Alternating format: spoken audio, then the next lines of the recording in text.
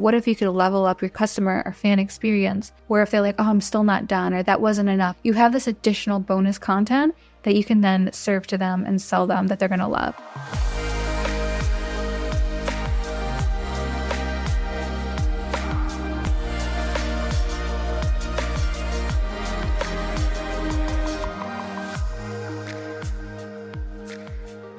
Welcome back to On the Horizon. This is Melrose Michaels. I am your host, and I'm here to share what's worked for me in building my adult creator business to try to make building yours just a little bit easier. Let's get into today's episode. All right, CEO Squad, thank you so much for tuning in today. This is a little bit of a different episode. It is going to be a one-off pod because I'm realizing in our DMs and in our comments on tweets and Instagram and now YouTube, since we've been way more active there, that I get so many questions about how I outline and film my content and then why I do it that way. So I'm going to give you kind of the general idea of how I personally do this. Take what might work for you, leave what doesn't. Obviously, everyone is going to be different. This is just how I streamline my process, at least as of the point where you're listening to this. It is the most recent way I'm doing things presently. So first off, I always start by shooting a photo set. So I will be in my look, in my lingerie, whatever it might be. I will have everything set up for myself, and then I will shoot photos. And I do this because I find that it helps me get really comfortable with my body and my angles. It's kind of like a warm-up stage for me for shooting content. I always have, music playing during this process because I just feel like that aspect loosens me up a little bit. It helps me find my groove. And I think that prioritizing photos first, especially if you haven't filmed or created content in a long time, because, consistency is fucking hard, that if you do the photos first, it kind of like allows you to get reacquainted with your angles, reacquainted with certain positions, reacquainted with what you're about to do in terms of filming. So like, it's a really great way to warm up to creating and filming new content for me. And that's why I always prioritize photos first. And also, depending on the content you're making, you might not look as good after you film it as you do before. So you want to keep that in mind. If you're going to do anything that's messy, you're going to mess up your makeup or damage your look or your hair or what have you, you might want to consider prioritizing photos first. So when I shoot photos, I work towards capturing 3 to 5 safe for work photos and then 3 to 5 not safe for work photos. And then I move into this next phase, which I call sexting sets or drift campaigns. I use those words interchangeably, so if you've ever heard me refer to one or the other, this is kind of what I'm talking about. Sexting sets are photos and short clips that kind of align with what a sexting session would be with my fans. And it's really a convenient way to personalize their sexting experience with me in DMs and better monetize the DMs in real time. So usually I will have, a safe for work pic, then I'll have a safe for work clip. Then I will have like a touching or teasing pic, and then a touching or teasing clip. And then I will have a few, progressively sexier, spicier, more explicit clips. And then ultimately I will have like one climax clip. And then after that, I have one more photo, which is usually like a close-up shot of my kitty, because a lot of fans request that. At least a lot of my fans request that. Kind of like the after effect or the aftermath of whatever this sexting session would have been. So I do this, and all of these clips are usually like 1 to 3 minutes long. Honestly, mine are closer to 1 minute each, because they're just supposed to be these little tastes of what is happening while we're sexting, me and a fan in DMs. So it gives them the impact that this is happening real time, that the explicit part of the sexting session is happening real time. So that they can enjoy it more, they can be more engulfed in the fantasy, and that you're providing just a better level of service. So many creators go into sexting sessions and DMs where it's strictly text back and forth, and that alone can be great. But what if you could level up your customer or fan experience by providing content that coincides with that sexting session? So I like to shoot these. They're very quick to do. I'm sure it sounds like a lot, but it's a photo, a clip, clip, climax, pic. And then these I'm usually shooting just like with a filter on Instagram and saving to my device. Do not post to Instagram. Heavy warning. But usually I'm doing that just because they're filtered. I don't want to take time to edit each individual clip. I'm a very polished creator. Most of you listening probably do like more amateur stuff, or maybe you're less polished and you don't like, photo smooth and do all of that. More power to you. I'm insecure, so I do. But because I don't want to have to edit each individual clip or picture, I usually shoot them filtered in like Instagram story and save them to my device, which makes this process very, very quick for me. So after I have gotten, my photos done and my sexting set done or my drip campaign done, now for me, it's actually time to move on to the video. So like, this is where I create my explicit content from start to finish.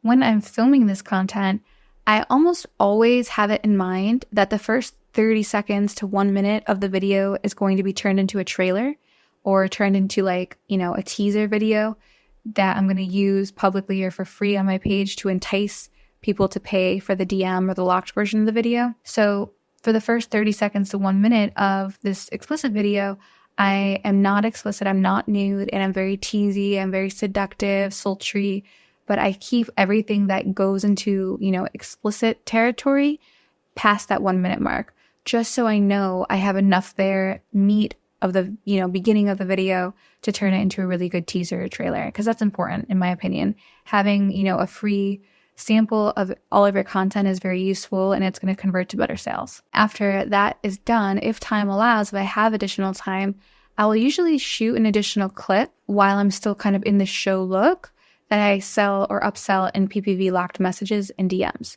So this is either like extended footage of the main show or video, or an alternate angle of the show or video, or a different point of view clip of the same video. So it's some differentiator that kind of serves as bonus content that I can upsell in DMs. So like if I post the show either for free on the feed for the subscription price, or I post the show to DMs for unlock, but I gave out the free trailer, I also have this next level or like, this upsell in my pocket where if they're like, oh, I'm still not done, or that wasn't enough, I need more of you, or whatever it may be, you have this additional bonus content that you can then serve to them and sell them that they're going to love. Another really cool way to spice this up that I try to do as often as I can is an alternate ending to a video.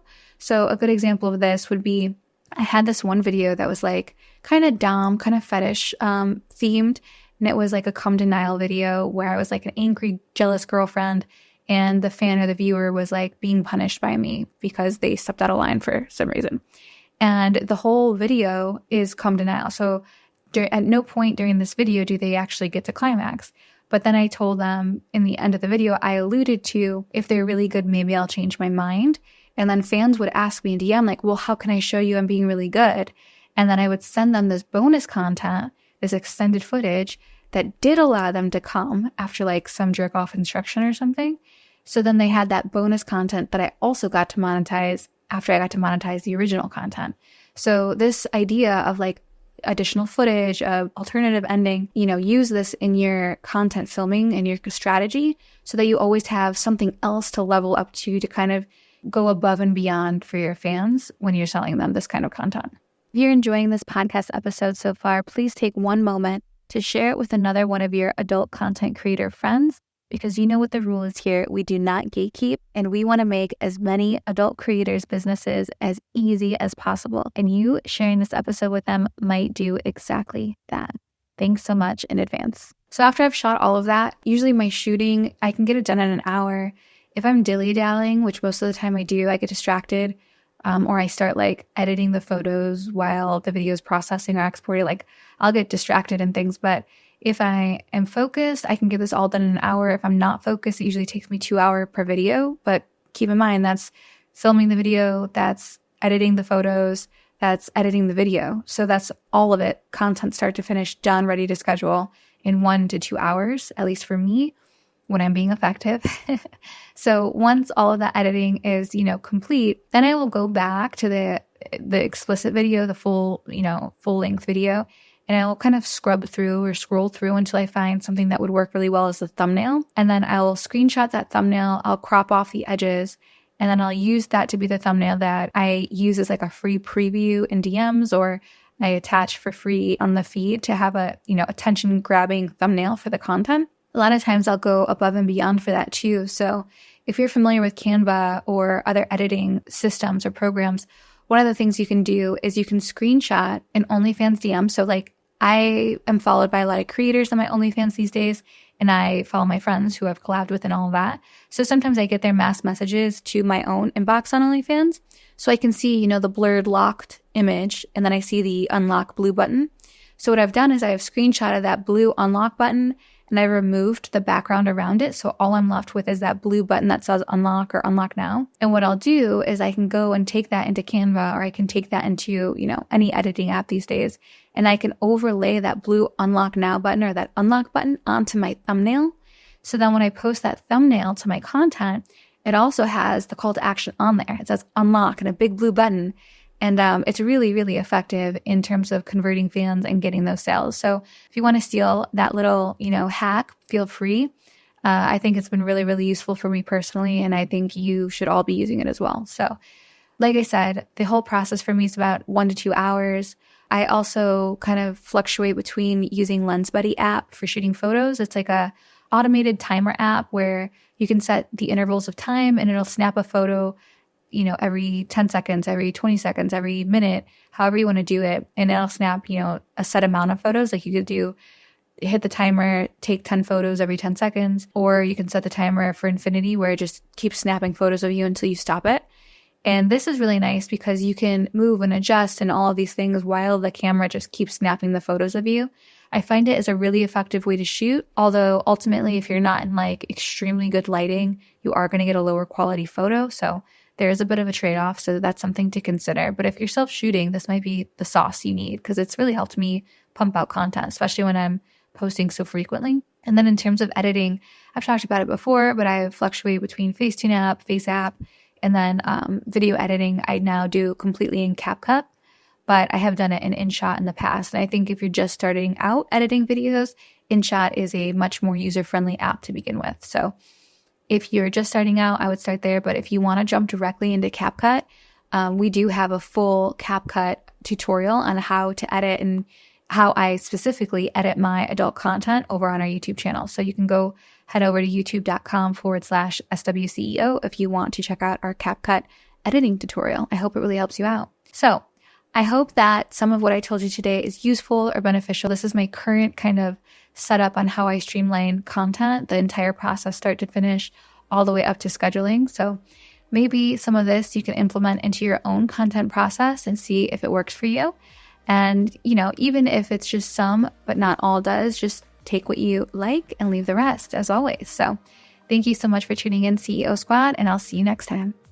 It would be absolutely incredible if you rated this podcast 5 stars and left a little review. We want to get this podcast to as many adult creators as possible, and you taking a second to leave a couple stars and a review really helps us do that. Thanks so much.